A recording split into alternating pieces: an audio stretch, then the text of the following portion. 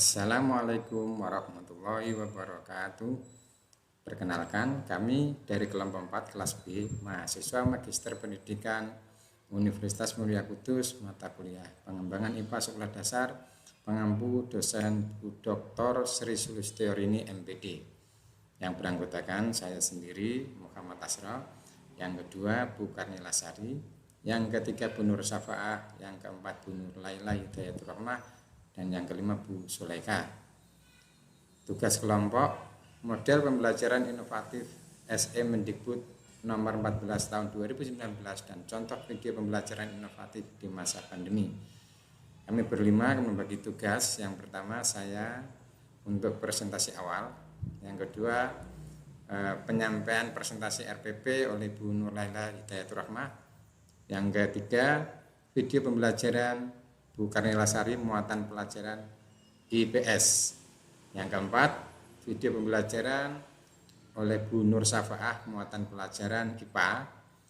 Dan yang kelima, Bu Sulaika, video pembelajaran muatan pelajaran bahasa Indonesia.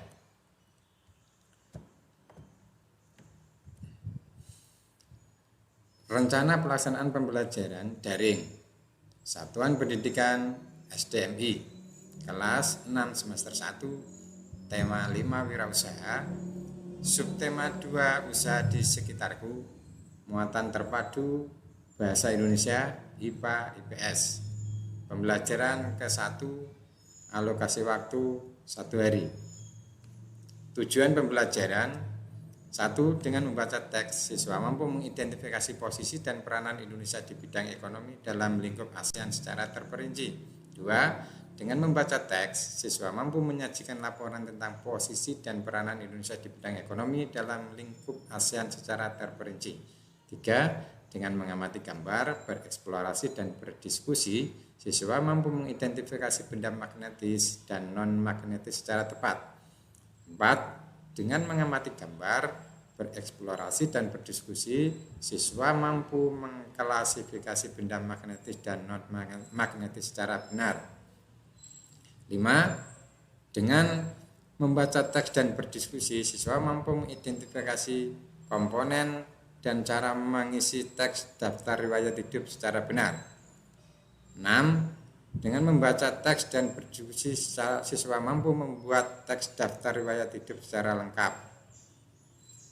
Alat dan bahan: aplikasi Zoom atau Google Classroom, Bandicam, dan yang lain. Panduan buku guru dan buku siswa, video slide gambar dan materi ajar, terakhir internet.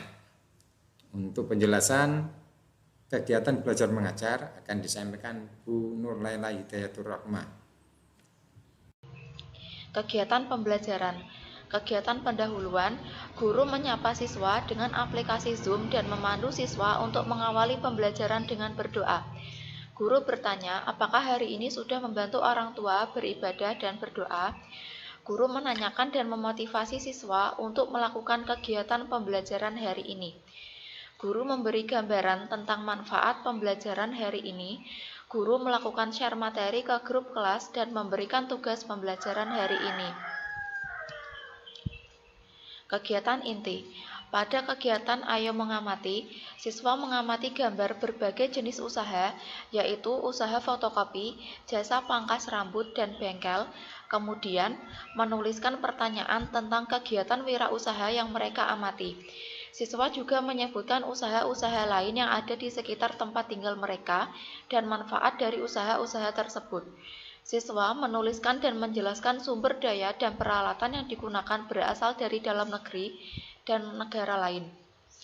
Pada kegiatan Ayo Membaca, siswa membaca 2 teks berjudul Ekspor Batik Terus Meningkat dan Kasongan Bantul Ekspor Gerabah Miliaran Rupiah per Bulan yang terdapat di buku siswa.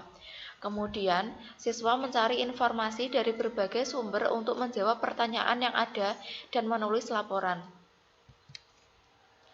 Pada kegiatan Ayo Membaca, siswa mengamati gambar yang terdapat di buku siswa dan menuliskan prediksi pada tabel dan membuktikan prediksinya dengan melakukan percobaan benda-benda magnetis dan non-magnetis.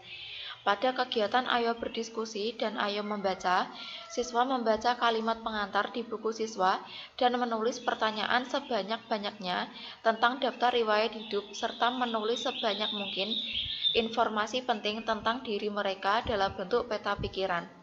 Pada kegiatan Ayo Mengkomunikasikan, siswa melakukan tanya jawab dengan guru mengenai materi yang telah dipelajari melalui aplikasi yang telah ditentukan. Kegiatan penutup. Siswa melaporkan semua latihan dan dokumentasi kegiatan hari ini di buku siswa masing-masing, kemudian melaporkan ke guru dalam bentuk chat, foto, atau rekaman suara. Siswa diwajibkan melihat video pengetahuan di YouTube seperti Discovery Channel, Sisi Terang, dan situs-situs lain yang memberikan pengetahuan dan keterampilan, kemudian merangkum isinya. Belajar menyanyikan salah satu lagu daerah untuk menumbuhkan nasionalisme, persatuan, dan toleransi. Guru melakukan evaluasi dan refleksi hasil belajar siswa hari ini dalam bentuk rangkuman chat, video, atau rekaman suara. Penilaian atau asesmen. Penilaian terhadap materi dapat dilakukan sesuai kebutuhan guru, yaitu dari pengamatan sikap, tes pengetahuan, dan presentasi unjuk kerja atau hasil karya atau proyek dengan rubrik penilaian. Untuk contoh video pembelajaran inovatif, bisa kita simak berikut ini. Assalamualaikum anak-anak, jumpa lagi dengan Bu Nila hari ini. Oke, kita sudah siap belajar. Gimana? Anak-anak kabarnya sehat-sehat aja bukan? Ya, semoga anak-anak semua dalam keadaan sehat-sehat saja. Kita akan belajar tema 5, wirausaha, subtema 2, usaha di sekitarku, pembelajaran 1. Oke, sudah siap? Mari kita mulai. Nah, anak-anak coba perhatikan usaha apa saja yang ada di sekitar rumahmu. Dan bagaimana usaha tersebut bermanfaat untuk dirimu dan orang lain di sekitarmu. Coba amati gambar dan tuliskan hal yang ingin kamu ketahui lebih lanjut tentang kegiatan wirausaha pada gambar di atas dalam bentuk pertanyaan. Ya, setiap usaha memiliki hambatan serta penghasilan yang berbeda-beda. Tentu anak-anak sudah tahu banyak usaha yang ada di lingkunganmu ya. Nah, dalam setiap usaha pasti mendapatkan hambatan ketika kita akan menjalankan usaha tersebut. Kira-kira berapa ya penghasilan yang diperoleh dari usaha-usaha tersebut? Ya, pasti setiap usaha memiliki hambatan serta penghasilan yang berbeda-beda. Mungkin usaha lain yang bisa kamu tahu atau ketahui di lingkungan rumahmu ada warung penjual sayur, warung makan, warung kopi, butik, toko alat tulis, konter pulsa, dan salon. Masih banyak lainnya. Apa manfaat yang kamu peroleh dari usaha-usaha tersebut? Ya, sudah pasti ketika kita dekat dengan tempat-tempat usaha, kita mendapatkan semua kebutuhan kita dengan sangat mudah. Oke, mari kita perhatikan kembali gambar usaha fotokopi, pangkas rambut, dan bengkel yang tadi sudah kita tayangkan. Nah, ini dia usaha fotokopi. Mesin fotokopi menjadi alat produksi utama, sedangkan kertas berfungsi sebagai bahan produksi. Sumber daya manusia menjadi operator mesinnya. Untuk usaha potong rambut, ada mesin cukur rambut, ada kursinya, dan ada orangnya yang sebagai menjadi operator alat cukur rambut. Dan untuk usaha bengkel, ada spare part untuk alat dan bahannya, ada montirnya yang bekerja untuk memperbaiki, memasang spare partnya. Nah, anak-anak, apakah seluruh sumber daya dan peralatan yang digunakan hanya berasal dari negara kita saja? Iya, tentu tidak, karena kebanyakan mesin-mesin atau alat-alat berat kita merupakan buatan dari luar negeri. Apakah ada peralatan yang didatangkan dari negara lain? Ya, ada. Contohnya mesin fotokopi itu bisa didatangkan dari negara lain. Ya, dan masih banyak peralatan lain yang bisa didatangkan dari negara lain. Nah, dalam menjalankan roda perekonomiannya, suatu negara tidak bisa berdiri sendiri. Namun diperlukan kerjasama dengan negara lain. Contohnya adalah kerjasama di antara negara-negara ASEAN. Mari kita ambil contoh sederhana dari usaha yang terdapat pada gambar tadi, yaitu usaha pangkas rambut. Untuk menjalankan usaha tersebut, sumber daya yang digunakan bisa berasal dari dalam negeri. Misalnya sumber daya manusianya atau spare part-nya yang berasal dari luar negeri. Misalnya mesin cukur, mesin jahit, mesin potong, semuanya bisa kita datangkan dari luar negeri. Bahkan tenaga asing pun bisa kita datangkan dari luar negeri, ya, sumber daya manusianya. Begitu pula dengan mesin usaha fotokopi dan bengkel. Sebagian sumber daya ada yang berasal dari dalam negeri, ada pula yang didatangkan dari luar negeri. Nah, kalau suku cadang kira-kira dari dalam negeri apa luar negeri ya? Oke. Kegiatan untuk mengirim atau menjual hasil produksi dalam negeri ke pasar luar negeri keluar kita namakan dengan kegiatan ekspor. Sedangkan kegiatan mendatangkan atau membeli suatu barang dari luar negeri ke dalam negeri kita namakan dengan kegiatan impor. Kerajinan batik dan gerakan kasongan adalah dua contoh wirausaha yang telah mengekspor produknya ke luar negeri, khususnya ke negara-negara ASEAN.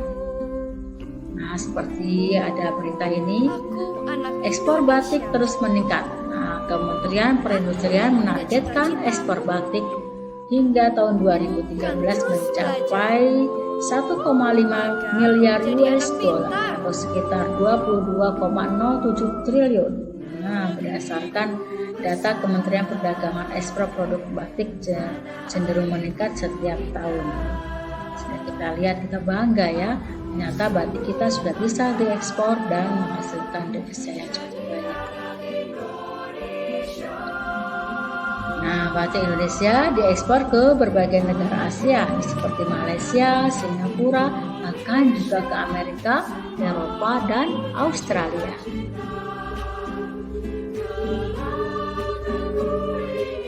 Apakah kamu mengetahui komoditas lain yang diekspor dari Indonesia ke berbagai negara di lingkup ASEAN?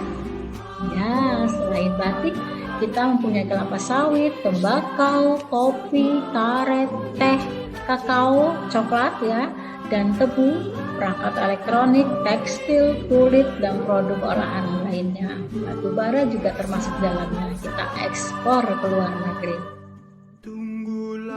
Apakah kamu juga mengetahui komoditas yang diimpor dari berbagai negara di lingkup ASEAN ke Indonesia?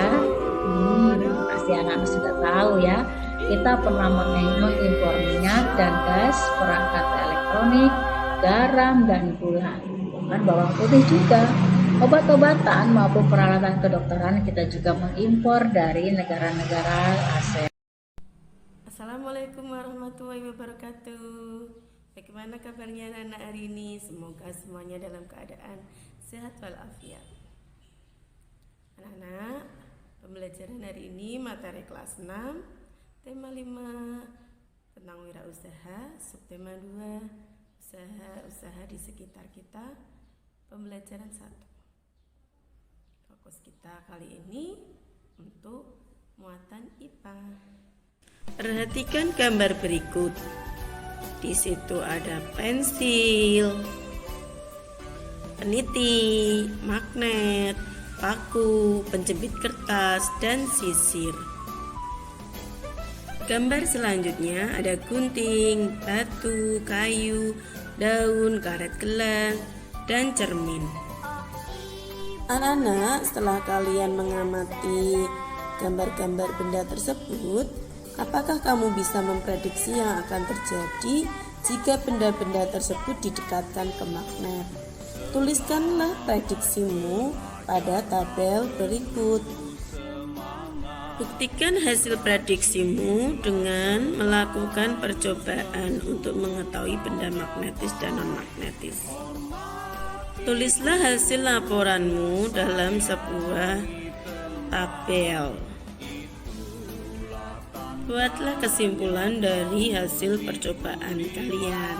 Ini tiba waktunya kita akan belajar tentang mupel muatan pelajaran bahasa Indonesia, tema 5 wirausaha dan subtema 2 usaha di sekitarku, pembelajaran 2.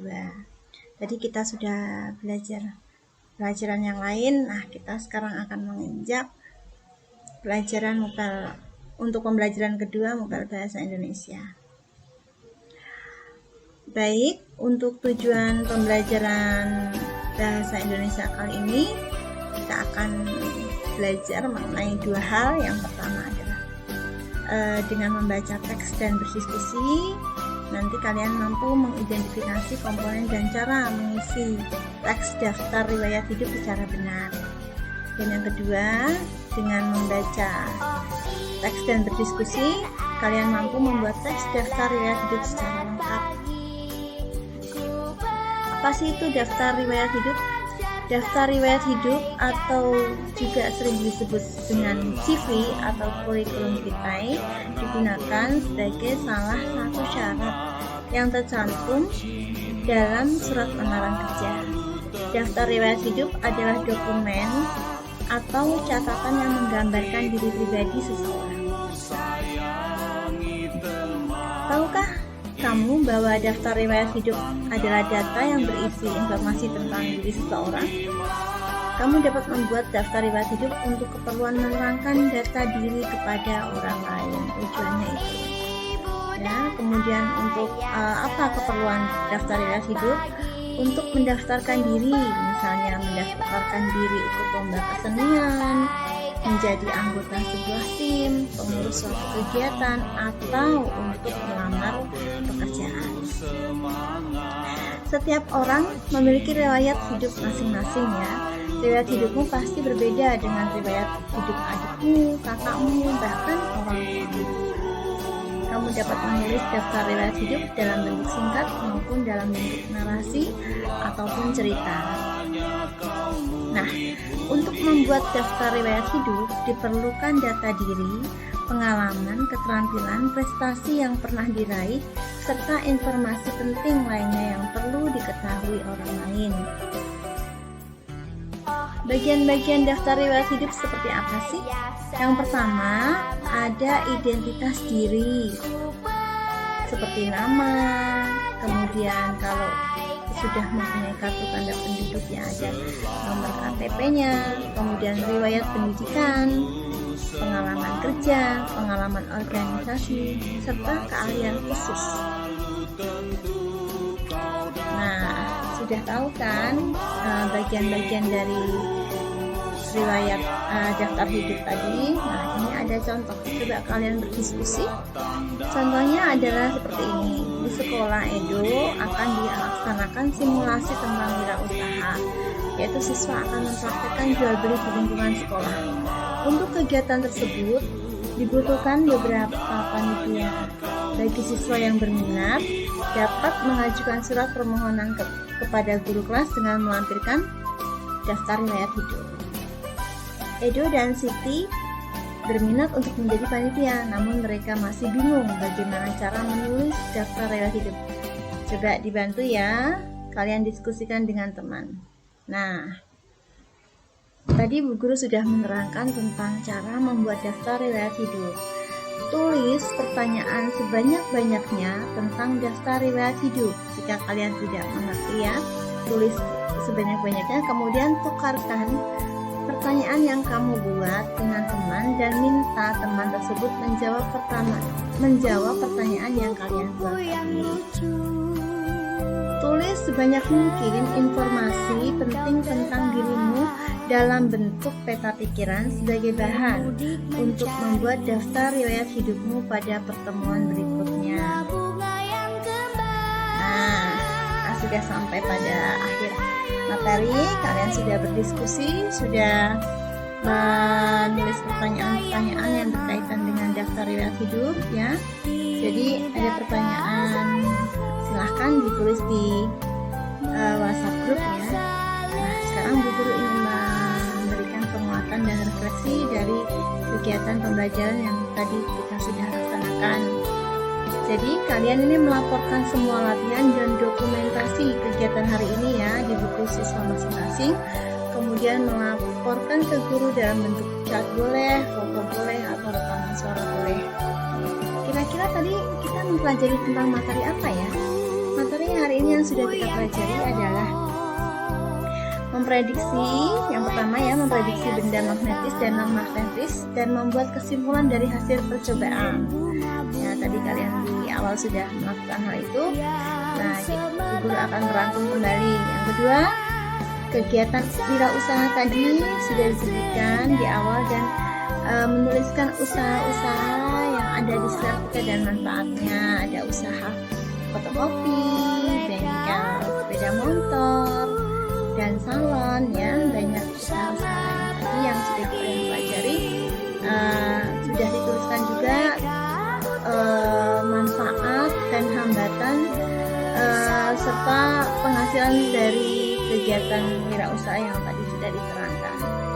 Kemudian apalagi sih kita belajar hari ini, yaitu mengetahui komoditas yang diekspor dan diimpor oleh negara Indonesia dari dan ke negara-negara ASEAN ya. Kalau tadi kita sudah mengetahui komoditas apa aja sih yang diekspor dan diimpor. Nah, ini untuk selanjutnya kita bisa memberikan penjelasan kembali ya, mengingat kembali apa yang sudah kita pelajari hari ini. Nah, ini ya, untuk penutupnya semua siswa melaporkan semua latihan dan dokumentasi hari ini tadi ya. Jadi sudah Bu Guru suruh untuk melaporkan ke dalam bentuk chat, foto, dan rekaman suara ya. Kemudian setelah selesai, coba kita akhiri pembelajaran hari ini. Kita belajar menyanyikan salah satu lagu daerah. Untuk apa sih? Untuk menumbuhkan nasionalisme, persatuan, dan toleransi. Kalian masih ingat lagu Injit-Injit Semut dari Jambi? Ayo kita nyanyikan bersama-sama ya.